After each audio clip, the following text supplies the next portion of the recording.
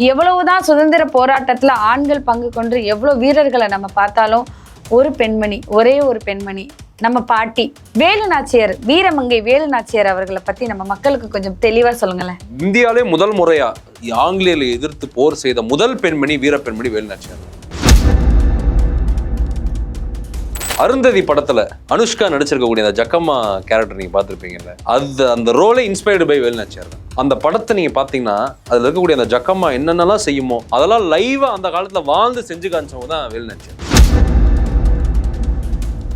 இப்ப வேலு நாச்சியார் என்ன பண்றாங்கன்னா, அந்த சிவகங்கை சீமையில அவங்களோட போர் படையில தளபதியா இருந்தவர்கள் தான் நம்முடைய சிங்கங்கள் மருது பாண்டியர்கள். இந்தியாவிலே முதல் முறையா அப்பதான் மங்கள் பாண்டே, ராணி லட்சுமி பாய் எல்லாம் அப்பதான் வர்றாங்க. ஜான்சி ராணிலாம் 1857 வேலு நாச்சியார் 700களிலே முதல் முறையா இந்தியாவில ஒரு பெண் இவ்வளவு துணிச்சலா நின்னது வேலு நாச்சியார் தான்.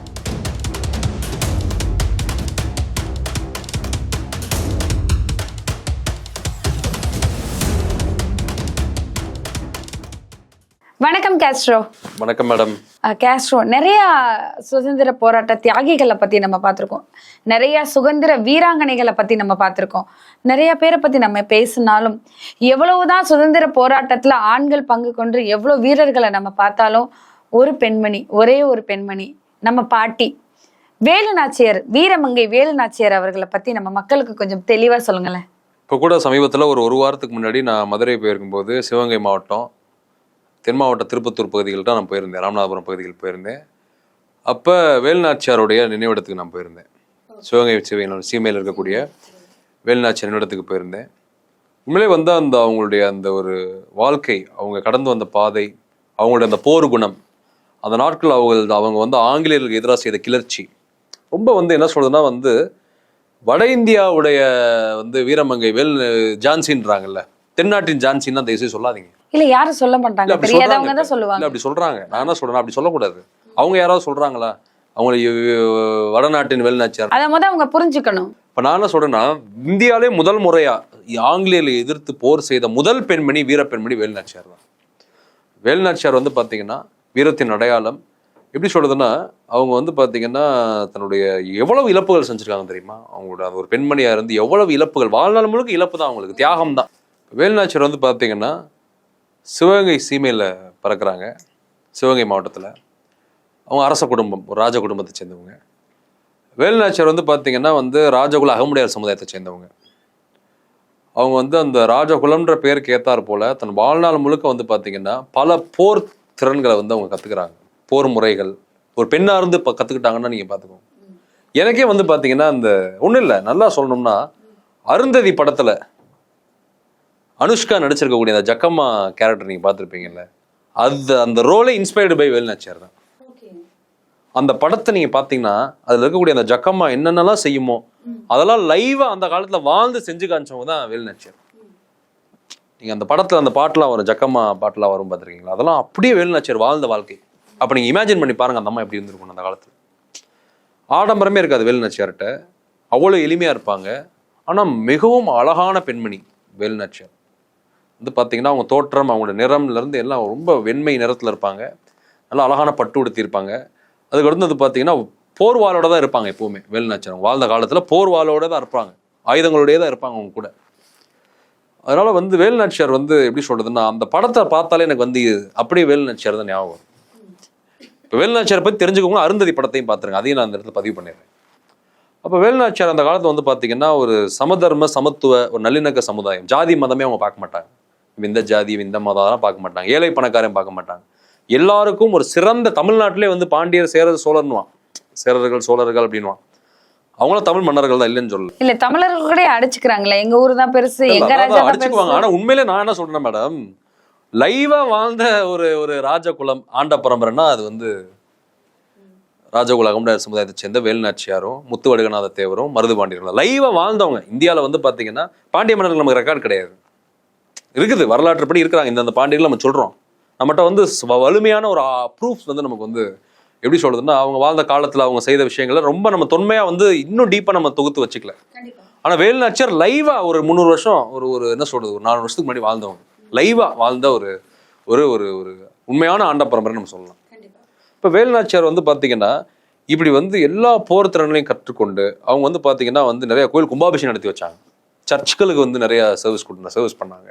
மசூதிகள் அவங்க அவங்க அந்த ஆட்சி காலத்தில் 1970 தான் அவங்க வாழ்ந்த காலங்கள். 740 770 80 இந்த காலங்கள் தான் வாழ்ந்தாங்க. அப்போ அந்த நாட்கள் வந்து பாத்தீங்கன்னா வேலு நாச்சியார் வந்து பாத்தீங்கன்னா ஒரு ராணி, சிவகங்கை சீமையுடைய ராணி, அரசி அவங்க. அப்போ வந்து பாத்தீங்கன்னா வேலு நாச்சியாருக்கு வந்து பாத்தீங்கன்னா வந்து பெண் தெய்வங்கள் மீது ரொம்ப ஈடுபாடு அதிகம்.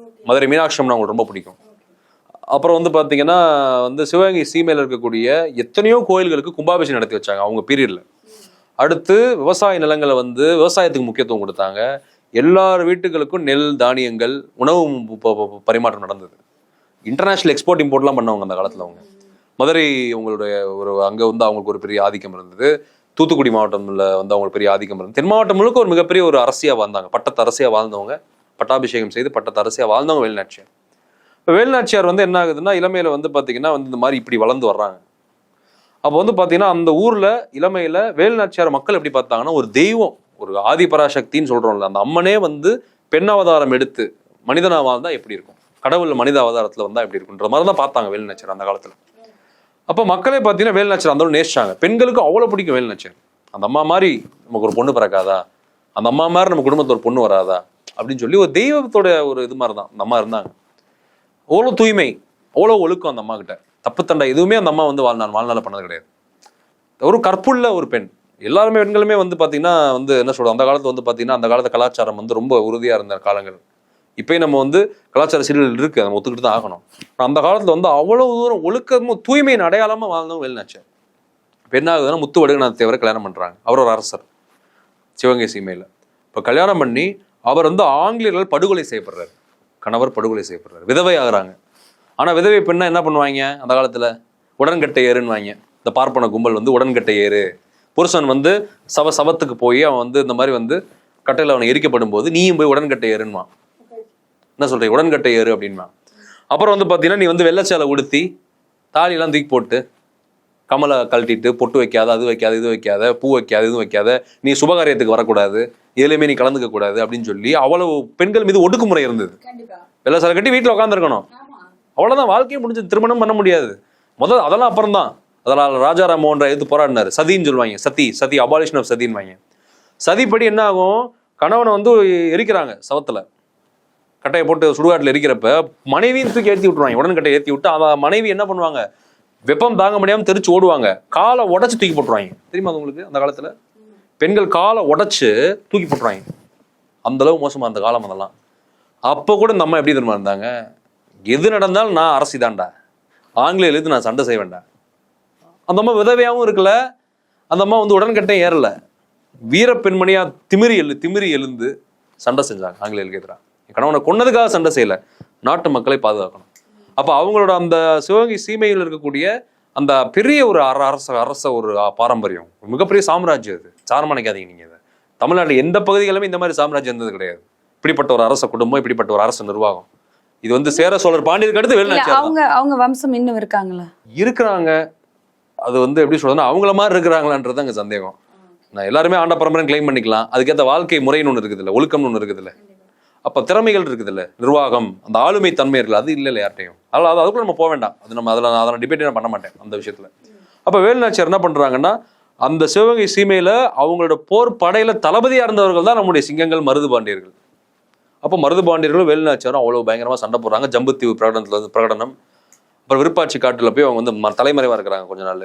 ஏன்னா வந்து இந்த ஆங்கிலேயர்கள் வந்து இவர்களை கொலை செய்ய முயற்சி பண்ணும்போது அப்போ பயங்கரமா எதிர்த்து சண்டை செய்யறாங்க. சண்டை செய்து வேலு நாச்சியார் வந்து வீரமரணம் அடைகிறாங்க வேலு நாச்சியார். அப்போ வந்து பாத்தீங்கன்னா ஆங்கிலேயர்ல வந்து சமரசமே இல்லாம போர் செய்தவங்க வேலு நாச்சியார். இப்போ அழகுமுத்துக்கும் நம்ம பாக்குறோம், பீரங்கியில போய் நெஞ்ச பொழந்து நின்று உயிரை கொடுத்தாருன்றோம். அப்போ வந்து அதுக்கடுத்து மருது சகோதரர்களை பாக்குறோம், அவங்களும் தூக்கு மேடைக்கு போனாங்கன்றோம். அப்ப இந்தியாவிலே வந்து முதல் முறையா 1857 தான் சிப்பாய் கழகம். அப்பதான் வந்து மங்கள் பாண்டே, ராணி லட்சுமி பாய் எல்லாம் அப்பதான் வர்றாங்க, ஜான்சி ராணிலாம் 1857 வேலு நாச்சியார் 700 வந்து முதல் முறையா இந்தியாவில ஒரு பெண் இவ்வளவு துணிச்சலா நின்னது வந்து வேலு நாச்சியார் தான். இதுதான் அவங்களோட சுருக்கமான வாழ்க்கை, இவ்வளவுதான். வேற ஒண்ணு அவங்க வாழ்க்கையில வந்து இன்னும் வந்து நம்ம பேசுறதுக்கு அதிகமா ஒண்ணும் இல்ல. ரொம்ப குறுகிய நாட்கள் தான் வாழ்ந்தாங்க. முழுக்க மக்களுக்காக, நாட்டுக்காகவே தன்னோட உயிரை விட்டுட்டாங்க. பல ஆண்டுகள் வாழல அவங்க, வந்து ரொம்ப குறுகிய ஆண்டுகள் தான் வாழ்ந்தாங்க. ஆனா அந்த குறுகிய ஆண்டுகள்ல அவங்களோட அந்த வாழ்க்கை முறை என்பது வந்து ரொம்ப பெரிய ஒரு இது. போர் பயிற்சியில அவ்வளவு கைதேர்ந்தவங்க, கண்டிப்பா. இப்ப களரி பயிற்சியில அவ்வளவு கைதேர்ந்தவங்க, வால் சண்டை போடுவாங்க பயங்கரமா. அதுக்கடுத்து வந்து பாத்தீங்கன்னா வந்து ரொம்ப வந்து கட்டுமஸ்தானான உடல், ரொம்ப அழகா இருப்பாங்க பார்க்க. அந்த நாட்கள்ல வந்து பாத்தீங்கன்னா அப்படிப்பட்ட ஒரு அரசியா இருந்தாங்க. இந்திய வரலாற்றிலேயே ஒரு அரசி அப்படின்னா உண்மையிலேயே அந்த பட்டம் வந்து யாருக்கு சரியா இருக்கும்னா அது வேலுநாச்சியாருக்கு மட்டும்தான் சரியா இருக்கும். அப்படிப்பட்ட ஒரு அரசியா வாழ்ந்தவங்க. என்னன்னா அவங்களோட வரலாறு வந்து இந்தியா முழுக்க பரவல. அவங்க வந்து ஒரு சாதிக்குள்ள அடக்கப்படுறாங்க. அது ரொம்ப பெரிய ஒரு ஒரு இழுக்கான ஒரு விஷயம். அது வந்து ஒரு மிகவும் வந்து என்ன சொல்றோம், அருவருக்கத்தக்க ஒரு விஷயம். அவங்க ஒரு ஜாதியை வந்து அவங்க முன்னிலைப்படுத்தினதே கிடையாது. அந்த சமுதாயத்துல பிறந்தாங்க, அது நம்ம இல்லைன்னு சொல்லல, அது நம்ம பெருமைப்படுறோம். ஆனா அவங்கள அதுக்குள்ள அடக்காதீங்க. அவங்க தமிழ் இனத்தின் அரசி, தமிழ் இனத்தின் தலைவர். அவங்க இந்தியாவுக்கே வந்து ஒரு பெரிய எடுத்துக்காட்டா வாழ்ந்த ஒரு பெண் சுதந்திரம், ஒரு பெண்கள் முன்னேற்றம், ஒரு பெண்கள் எப்படி வாழ்க்கையில முன்னேறன்றதுக்கு ஒரு அடையாளமா வாழ்ந்தவங்க தான் வந்து வேலுநாச்சியார். அதில் வந்து இதுதான் வந்து வேலுநாச்சியார் பத்தி என்னோட பதிவு. நிறைய பேரை பத்தி நம்ம பதிவு போட்டிருக்கோம். ஆனாலும் ஒரு பெண் சிங்கம், பெண் வீர மங்கை வேலுநாச்சியாரை பத்தி நம்ம மக்களுக்கு சொன்னதுல ரொம்ப பெருமையா இருக்கு. தொடர்ந்து பேசுவோம். நன்றி கேஸ்ட்ரோ. நன்றி, வணக்கம்.